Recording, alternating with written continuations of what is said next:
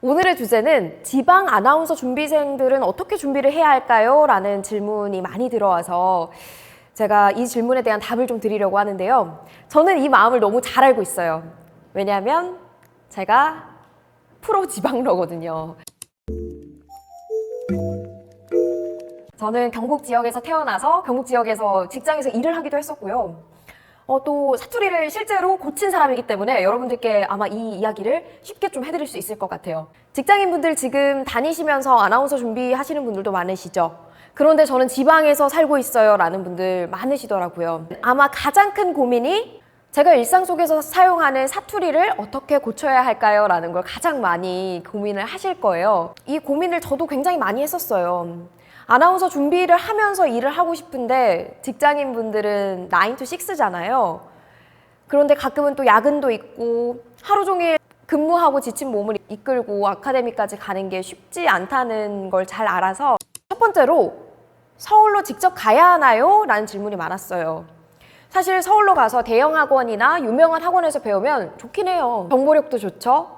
또 서울에서 근무하는 현직 선생님들과 함께 만날 수 있죠. 그게 또 큰 메리트거든요. 트렌드를 가장 먼저 반영하는 곳이 아무래도 수도권일 수밖에 없는 환경인 것 같아요. 뭐 예를 들어서 탕후루 좋아하시죠, 여러분?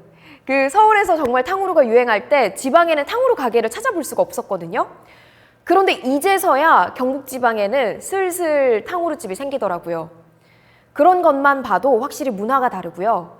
트렌드 자체가 달라서 서울권에서 사는 분들께서 더 유행을 쫓아가기는 쉬운 환경이 맞는 것 같아요. 그런데 처음 시작하시는 분들이라면 발음, 발성 잡아야 되죠. 또 처음 알아야 하는 기본적인 아나운서에 대한 정보를 습득을 해야 되죠. 그런 데는 지방 학원도 나쁘지 않습니다. 저는 발음, 발성을 제대로 잡기 위해서 연기 학원을 다녔었거든요. 지방에서 다녔는데 오히려 지금 되돌아보면 스타트를 잘 끊었다고 생각이 들어요. 아나운서 아카데미 선생님들도 물론 발음 발성이 다 완성형이시지만 뮤지컬이나 배우한 분들의 그 전문적인 발음과는 그 폭이 좀 차이가 크더라고요. 아나운싱을 좀 담담하게 평조로 해서 읽어야 된다면 배우들은 감정선도 이용하고 표현력도 뛰어나고 그러다 보니까 배울 거리들이 훨씬 더 많았어요. 여러분들이 기본기나 혹은 기본 정보들을 익히려고 하신다면 서울에 오시기보다는 지방에서 연기학원이나 배우학원 혹은 지방에 있는 아나운서 아카데미에서 기본 기초 쌓는 것은 충분하게 할 수 있다고 생각합니다.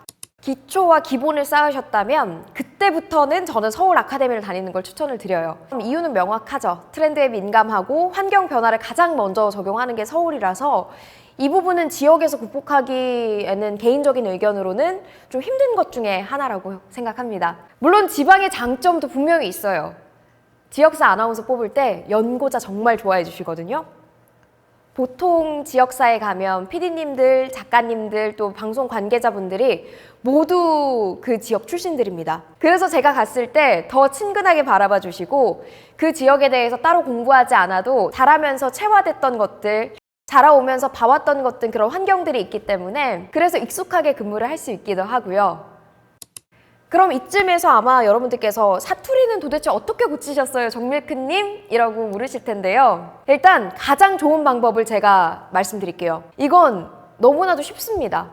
뭐 물론 제가 쉽게 내뱉는 말이지만 여러분들께서 실제로 하시려면 조금 어려우실 수도 있겠지만 그냥 일상생활 속에서 표준어를 계속해서 쓰시면 돼요. 그러면 그게 체화가 되고요. 그리고 또 내 일상 언어로 묻어나서 자연스럽게 말하기가 표준어로 될 수밖에 없습니다. 근데 이렇게 하기 위해서는 사실 사투리 고치기 위해선 혼자서 할 수는 없어요, 여러분. 혼자서 하기엔 굉장히 힘듭니다. 그렇다 보니까 체화하는 건 일상 속에서 계속해서 하시되 주변 사람들한테 선언을 하세요. 선언을 하세요. 너희들이 좀 도와줘야 돼. 지금부터 내가 사투리 쓰면 너 지금 사투리 써! 라고 이야기해주고 또 엄마, 아빠, 제가 지금부터 사투리를 쓴다고 하면 사투리 쓴다고 무조건 말씀해 주시고 또 함께 표준어를 일상 속에서 함께 써주세요. 그래야지 저 아나운서 할 수 있을 것 같아요 라고 말 그대로 선언을 하시면 많은 분들께서 도와주시고요. 또 일자리에서 좀 웃기실 수도 있겠지만 저는 오시는 분들이 다 사투리 쓰시고 또 저도 그러다 보니까 어르신분들한테 이야기를 하려면 소통하려면 사투리를 쓸 수밖에 없거든요. 그런데 오실 때마다 항상 고객님을 마주할 때 이렇게 마주를 하면서 나는 오늘 이 고객님께 사투리를 한 단어도 쓰지 않겠다. 억양을 한 단어도 실지 않겠다라고 다짐을 하고 손님을 받거나 사람을 만나는 거예요. 그럼 그 마인드만으로도 말하다 보면 내가 지금 사투리를 쓰고 있구나. 고치자. 지금 내가 억양이 튀어나왔구나. 고치자. 이런 마인드가 장착이 돼서 여러분들이 표준어를 쓸 수밖에 없는 환경이 됩니다.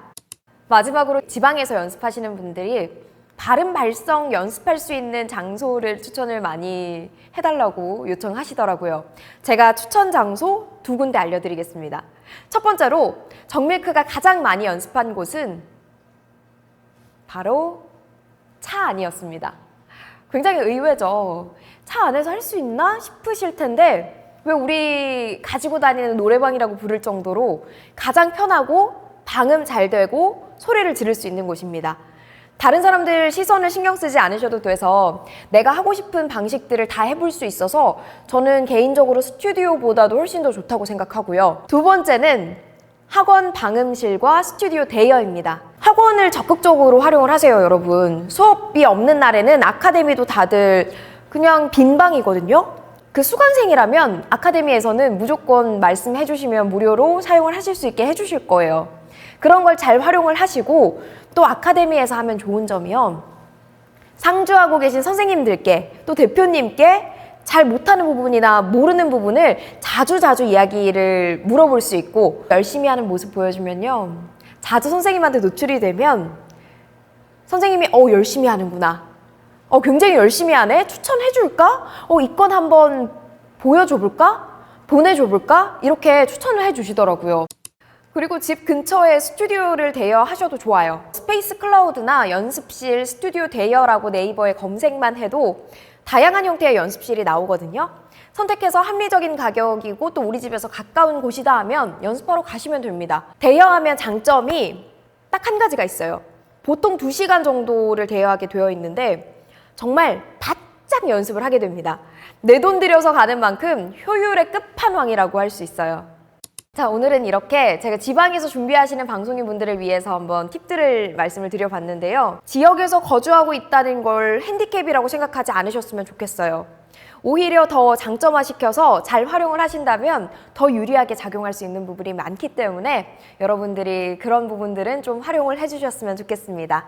자, 지방에서 근무하시는 분들, 일하면서 준비하시는 분들 모두 파이팅! 제가 항상 응원해 드리도록 하겠습니다. 그럼 오늘 정밀크 콘텐츠는 여기서 마칠게요. 여러분 안녕!